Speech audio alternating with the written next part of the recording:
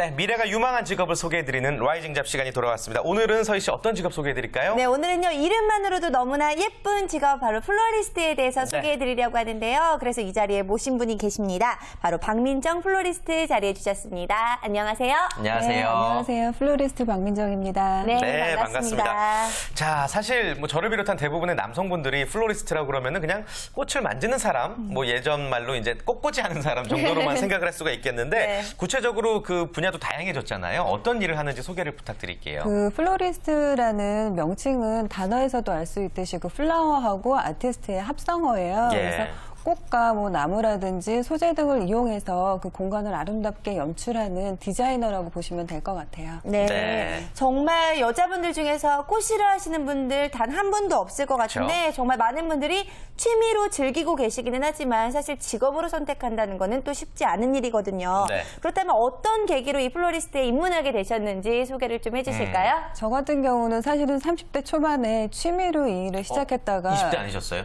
감사합니다.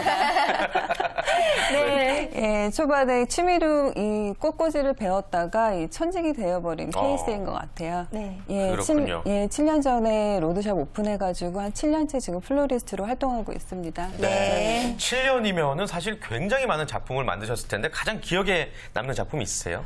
사실 그 플로리스트라고 하면 꽃 갖고만 얘기를 하는 경우가 많은데요. 네. 저 같은 경우는 그 쉬는 공간을 마련해주는 그 정원 만드는 거를 굉장히 좋아해요. 그래서 그쪽으로 조금 많이 더 관심을 갖고 일을 하고 있습니다. 아, 그렇군요. 정원을 만드는 일. 네. 정말 이 이야기만 들어도 굉장히 구체적으로 플로리스트가 하는 일들이 많은 것 같다는 생각도 드는데 네. 왜 꽃들이요, 그 제마다 가지고 있는 꽃말들이 꽃말. 있잖아요. 그렇다면은 저희 둘에게는 어떤 꽃말이 좀 어울릴지, 궁금하다. 어떤 꽃이 어울릴지 궁금한데요. 아, 요즘 여름에 한창인 카라가 아까 생각이 났는데요. 그 꽃말이 굉장히 예뻐요. 그 당신은 나의 행운입니다라는 꽃말을 갖고 있는데 노란색 카라랑 카라. 핑크색 카라 생각했습니다. 네. 오늘 의상도 저희가 또 노란색, 핑크색을 해서 네. 네.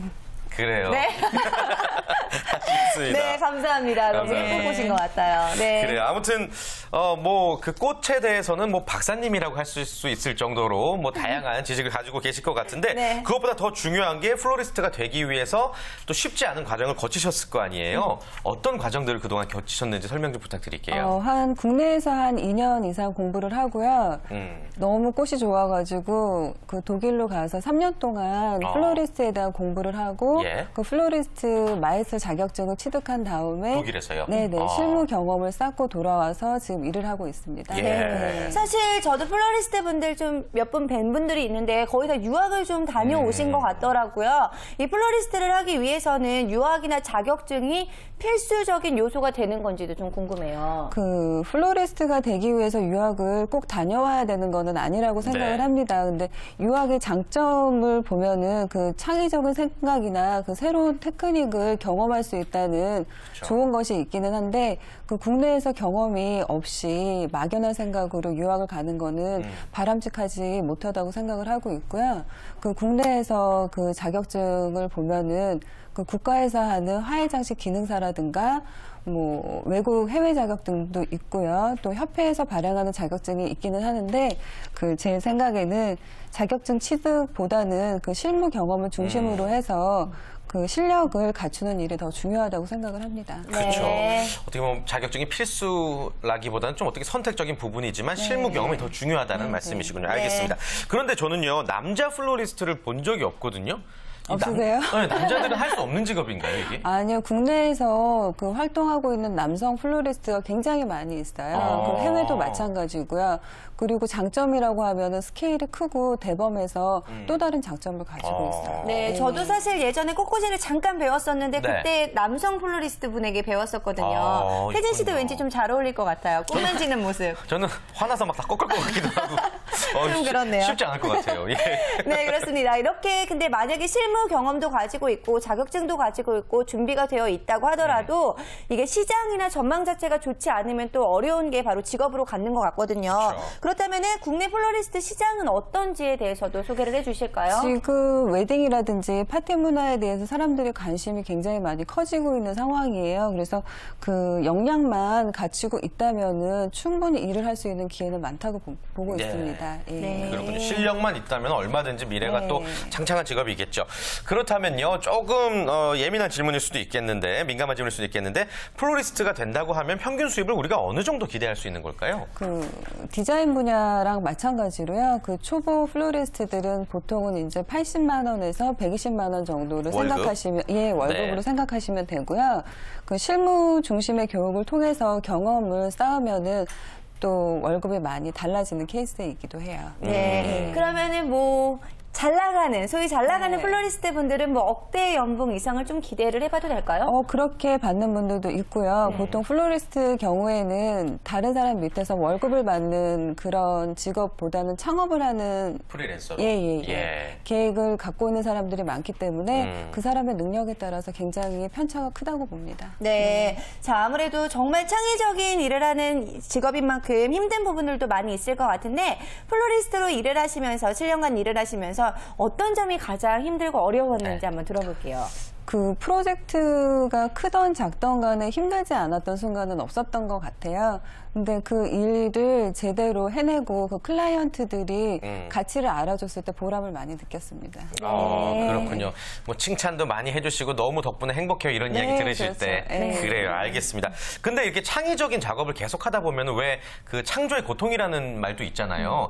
영감을 계속 얻어야 되는데 어떻게 얻는 편이세요? 그 플로리스트라는 직업은 그 꾸준히 공부를 해야 되는 직업이기도 해요. 네. 색감이라든지 뭐 건축이라든지 미술이라든지 그래서 그쪽에서 영감을 많이 얻기도 합니다. 계속 네. 수시로 보면서. 네네. 정말 세상의 모든 것들이 어떻게 보면은 뭐 영감을 얻을 수 있는 도구가 될 수도 있겠네요. 네네. 아, 그렇습니다. 뭘 하나를 보더라도 정말 네. 놓치지 않고 보는 관찰력도 많이 필요할 그쵸. 것 같은데, 자, 그렇다면 어떻게 하면은 플로리스트로 잘할 수 있을지, 성공할 수 있을지 노하우를 좀 알려주실까요? 그 플로리스트라고 하면은 상품 판매를 생각하는 경우가 많은데요. 네. 그 상품을 파는 데 집중하는 것이 아니라 클라이언트가 무엇을 원하는지를 제도로 파악해가지고 좋은 정보를 줌으로써 그 신뢰감을 쌓고 그 일로서 연결을 하는 게 가장 중요하다고 생각을 합니다. 네. 그렇군요. 그리고 또 어떤 덕목 같은 게 있어야 될 것 같아요. 인성적인 부분에서는 플로리스트가 어떤 것들을 갖춰야 될까요? 그 플로리스트로서 갖춰야 될 덕목은 여러 가지가 있는데요. 네. 일단 성실하고 성실함. 인내심이 필요하고요. 또 이 꽃이라는 식물은 살아있는 것이기 때문에 좋은 인성을 갖고 있는 것도 필요하고요. 또 꾸준히 배우고자 하는 겸손한 마인드라든가 그 직원들과의 아니면 고객과의 커뮤니케이션의 스킬 등등 여러 가지가 있습니다. 네, 그렇군요. 혹시 따로 그 직접 또 경영을 하고 계시지만 플로리스트가 되기 위한 교육 기관들이 요즘에 마련이 되어 있습니까? 그 대학에도 대학에도 있고요. 예. 또 사설 학원도 있고요. 배울 수 있는 그 기관은 지금 많이 있습니다. 대학이라고 한다면 뭐 평생 교육원을 말씀을 하시는 거예요? 아니면 학과로 따로 분류가 되어 있는 화해 거예요? 디자인 학과라든지 여러 학과. 예. 저 요즘엔 또 플로리스트 같은 경우는 워낙 대중적인 직업이 됐기 때문에 충분히 검색하면 알 수가 있겠죠. 네, 예, 알겠습니다. 그렇습니다. 자, 그리고 또 플로리스트로서 CEO로서 성공하기까지 여러 가지 경영 노하우도 있을 것 같은데 그 부분도 짧게 한번 짚어주실 수 있을까요? 그 프로젝트를 맡았을 때 그 일이 성사되었다고 해서 그 일이 끝이 아니라 시작으로 생각하고 최선의 컨디션을 만들기 위해서 노력하면은 네. 조금 더 나은 그 모습으로 발전하지 않을까요? 네, 좋습니다. 자, 아무래도 오늘 플로리스트가 되기 위해서는 어떻게 하면 좋을지 정말 여러 가지 방법들, 또 플로리스트가 어떤 일을 하는지에 대해서도 자세히 알려주셨는데, 네. 자, 그렇다면 현재 플로리스트를 준비 중인 여러분들을 위해서 조언 한마디 부탁드리겠습니다. 그 플로리스트로서 갖춰야 할 그 중요한 요소가 무엇인지를 정확하게 파악하고요. 그 자격증이라든지 유학에 치중하지 않고 그 실무 경험을 통해서 본인의 실력을 갖추어 나가면 좋을 것 같습니다. 네. 그렇군요. 알겠습니다. 오늘 정말 꽃처럼 아름답고 산뜻한 대화를 나눠본 것 같습니다. 오늘 말씀 고맙습니다. 네, 감사합니다. 감사합니다.